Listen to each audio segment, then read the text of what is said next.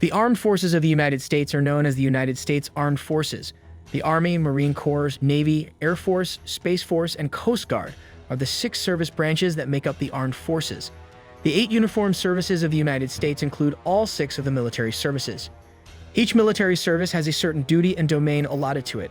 While the U.S. Navy and U.S. Marine Corps carry out maritime operations, the U.S. Army carries out land operations. The Marine Corps specializes in amphibious and marine littoral operations in support of the Navy. While the U.S. Space Force handles space operations, the U.S. Air Force handles air operations. The U.S. Coast Guard is distinctive in that it is both a law enforcement organization and a military department with a focus on marine operations. The U.S. Armed Forces have been crucial to American history since its establishment during the American Revolutionary War. Their triumphs in the First and Second Barbary Wars contributed to the development of a sense of national identity. They were essential to the United States' territorial development during the American Civil War. The contemporary U.S. military structure was established by the National Security Act of 1947, which was passed after World War II. The act also established the National Security Council, the United States Air Force, and the National Military Establishment, which is led by the Secretary of Defense. The National Military Establishment was renamed the Department of Defense in 1949, and the cabinet-level departments of the Army, Navy, and Air Force were combined to form the new Department of Defense. The Department of Defense, DoD, and Department of Homeland Security, DHS, both federal executive departments, serve as the primary means by which military strategy is carried out. The President of the United States is the Commander-in-Chief of the Armed Forces. In terms of personnel, the U.S. Armed Forces rank among the largest military forces.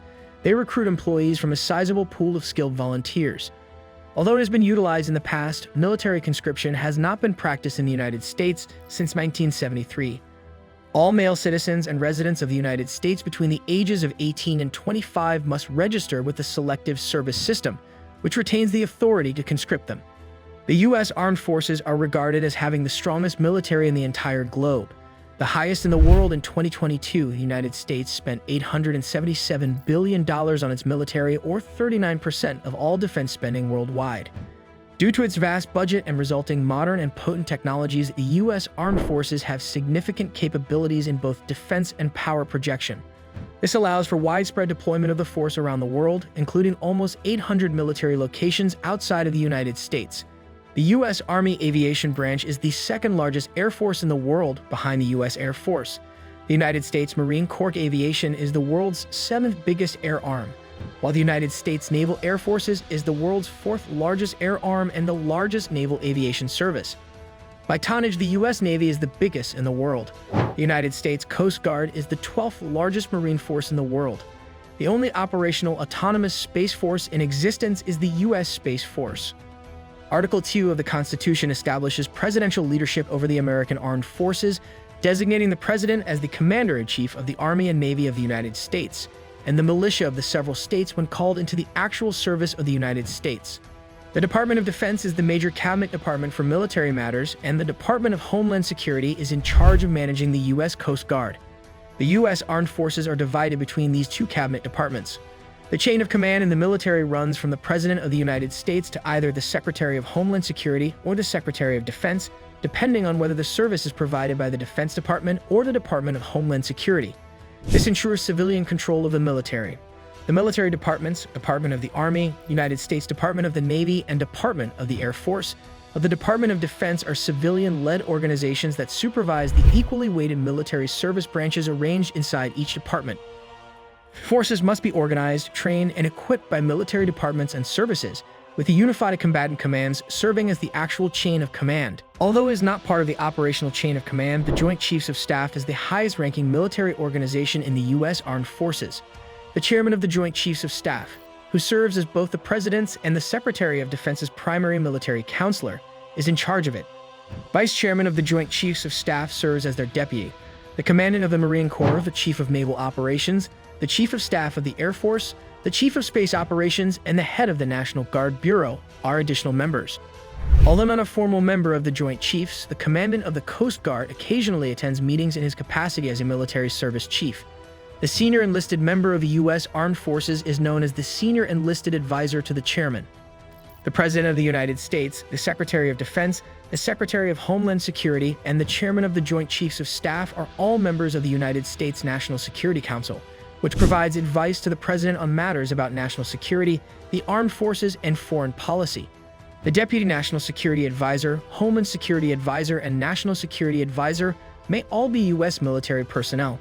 The Vice Chairman of the Joint Chiefs of Staff, the Deputy Secretary of Defense, and the Deputy Secretary of Homeland Security are all members of the National Security Council Deputies Committee. The Chairman of the Joint Chiefs of Staff, the Secretary of Defense, and other senior military figures are also members of the National Space Council.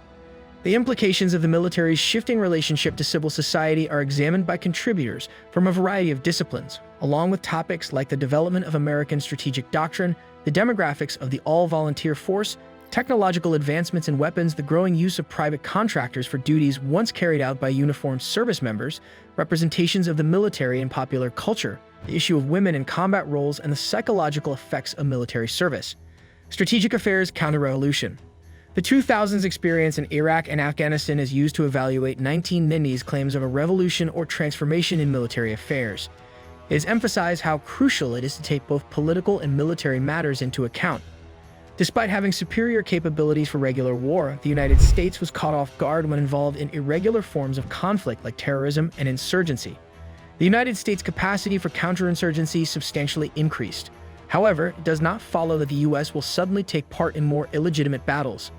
The military environment of the previous 10 years was unusual in many aspects, which caused an exaggeration of the strategic significance of irregular formations and the necessity for the United States to act. The political fallout from the event is most likely to be a more circumscribed attention to the issues posed by failed and rogue governments. The American military's perspective on war. The difficulties in Iraq and Afghanistan, according to many military observers, have caused a paradigm shift within the American armed forces. They contend that more sophisticated, human-centered strategies, such as those outlined in the 2007 Counterinsurgency Manual, have superseded technocentric, formulaic ideas of warfare like effects-based operations.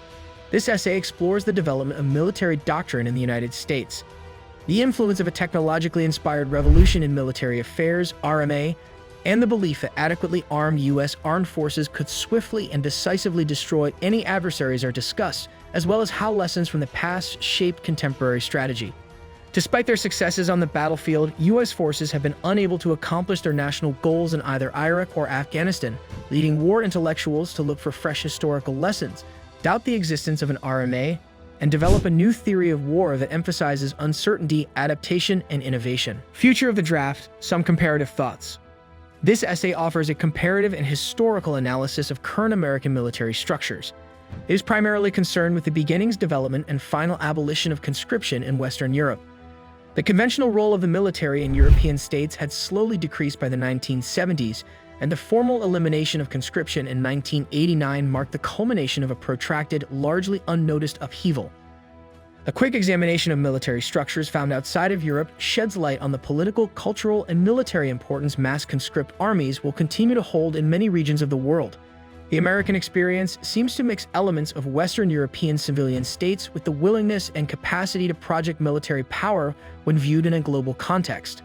This is the end of today's video. Give your precious feedback in our comment section below. Please like and subscribe to our YouTube channel for more videos.